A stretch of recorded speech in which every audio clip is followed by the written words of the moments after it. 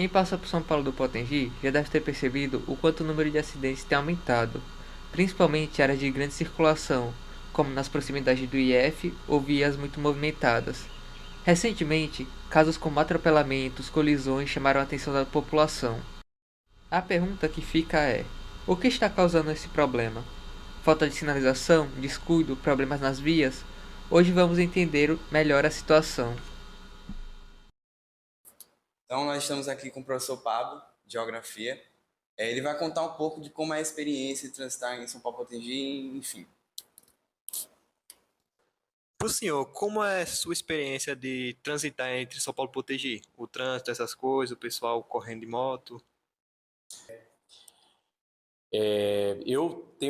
Fico aqui um pouco em São Paulo Potengi, né? Pelo menos 2 noites, né? E durante 3 dias. E acho que o pessoal quer fazer essa entrevista me perguntou porque eu sempre relato de alguns inconvenientes que eu noto aqui em São Paulo Potengi. Mas é um problema, uma questão que não é só de São Paulo Potengi, é em vários interiores, né? As regiões mais interioranas, a gente observa que não tem uma fiscalização do trânsito, das regras, das leis de trânsito, e isso acaba gerando, no meu ponto de vista, uma série de problemas, né? Quais são esses problemas? Principalmente relacionados às motos, né? As motos, primeiro, as pessoas não utilizam capacete, várias pessoas utilizam uma mesma moto, né? Às vezes 3, 4 pessoas, né? Com crianças, com bebês, e elas também não seguem as regras básicas de trânsito, né? Não ultrapassar em determinados lugares, às vezes utilizar o acostamento como via, deixar a moto com o cano de escape muito alto, né? Às vezes fazer aquela preparação para ele ficar fazendo um barulho mais alto. Fora a moçada, né, que gosta de andar rápido e empinar, ficar empinando e fazendo manobras. Eu acho que, inclusive, o IFRN deveria fazer campanha para proibir o acesso ao Instituto Federal de pessoas que, por exemplo, não têm capacete. Porque, assim, o que fazem fora, infelizmente, o Instituto Federal não pode fazer nada. Mas dentro do Instituto, não poderia andar sem capacete, né? Seria uma forma, talvez, até de uma pessoa que está saindo de casa, vou para o Instituto Federal, vou botar o capacete. Talvez nesse caminho, se ele se acidentar e tiver com capacete, talvez salve a vida dessa pessoa, né? Então, minha experiência como uma pergunta, ela é muito negativa em relação ao trânsito aqui em São Paulo. A moto é o pior, mas os carros também não respeitam as leis de trânsito. E o outro ponto que eu ia colocar, que eu já disse em sala de aula, é que eu me sinto, né, com mais medo de ocorrer um acidente de trânsito comigo aqui em São Paulo do que circulando em Natal. Não que Natal seja uma maravilha, não é. Fazem os maiores absurdos também lá. Mas aqui, nesse período, quando fecharam o Juremal e todo mundo circulava só por uma parte da cidade, ficou caótico. Até trânsito a gente tinha, né? E as pessoas circulavam por os lugares mais problemáticos possíveis, né? Acostamento, contramão, né? E para o senhor, o que você acha que poderia melhorar assim, em relação ao trânsito aqui?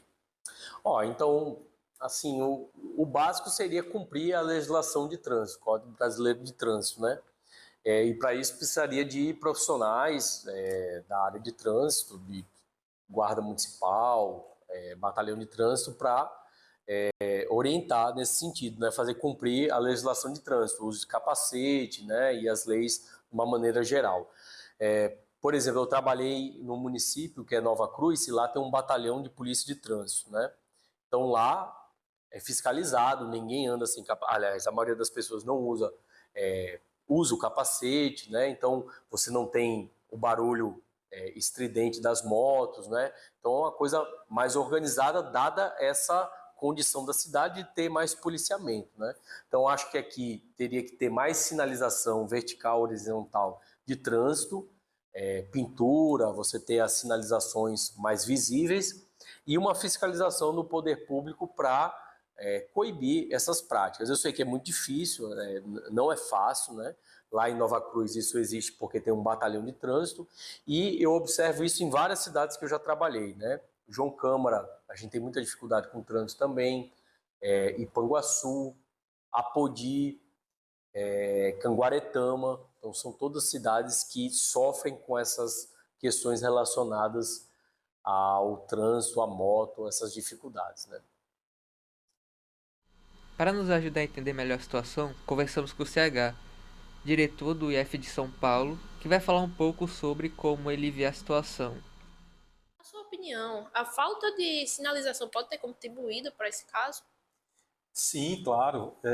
Essas sinalizações elas foram requeridas ao Detran em todos os ofícios que encaminhamos. Então, essas sinalizações, as sinalizações verticais, elas foram colocadas, né, sinalização de faixa de pedestre, e as sinalizações horizontais, que é a faixa de pedestre, mas que infelizmente não são respeitadas. O senhor acredita que esse tipo de acidente poderia ser evitado? Sim, o poder público ele precisa criar mecanismos para que o cidadão possa entender que existem regras, né, na via, e as sinalizações elas precisam ser eficientes e os mecanismos também. Um sinal de trânsito, uma lombada eletrônica, um redutor de velocidade, todos esses mecanismos podem influenciar na velocidade do condutor. Bom, falando um pouco sobre o acidente que ocorreu aqui em frente, o senhor poderia nos falar um pouco o que aconteceu e essas coisas? Esse acidente ele ocorreu no período da manhã, né, ou seja, as sinalizações estavam visíveis ao condutor, né, o que faltou realmente foi que houvesse um mecanismo em que ele reduzisse a velocidade. Um mecanismo físico ali que o obrigasse a reduzir a velocidade. Então o caminhão ele veio com uma velocidade muito grande.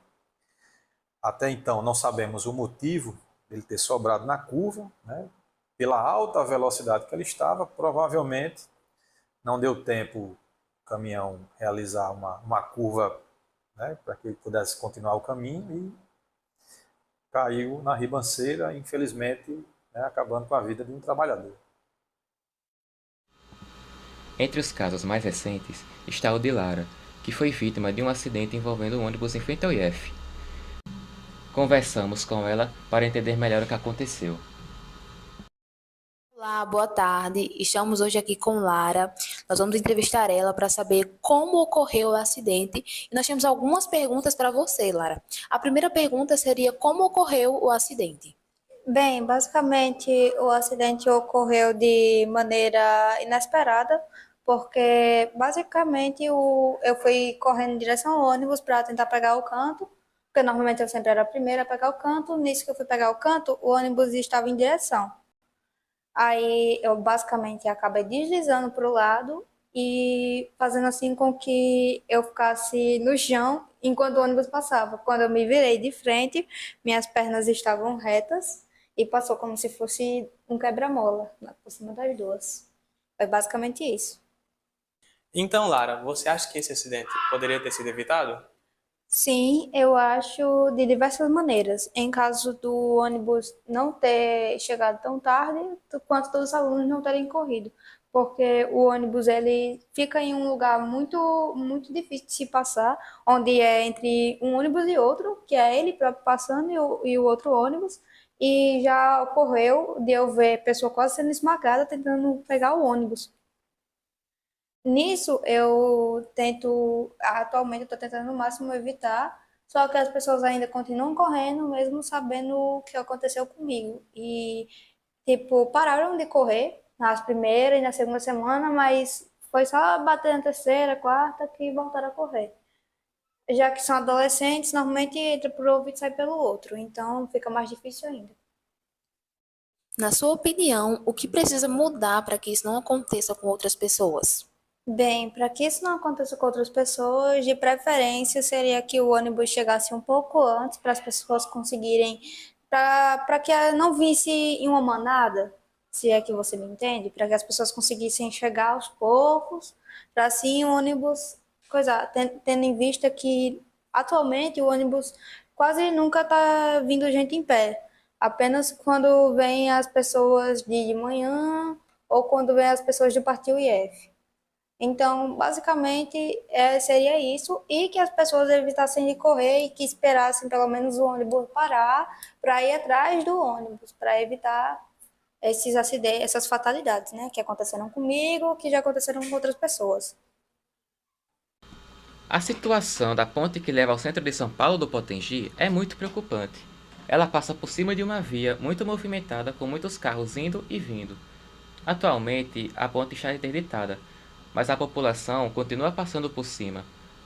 É possível observar diversos danos na estrutura que foram causados pela ação do tempo. Como podemos ver, diversas rachaduras no concreto, ferrugem nas grades de proteção, que tudo isso comprometeu a passagem dos pedestres, causando assim a ponte ser interditada. Mesmo com a ponte estando interditada pelo risco de desmoronamento, isso não impede com que as pessoas passem por cima dela, porque pela parte de baixo, além da poeira, também tem o risco de atropelamento.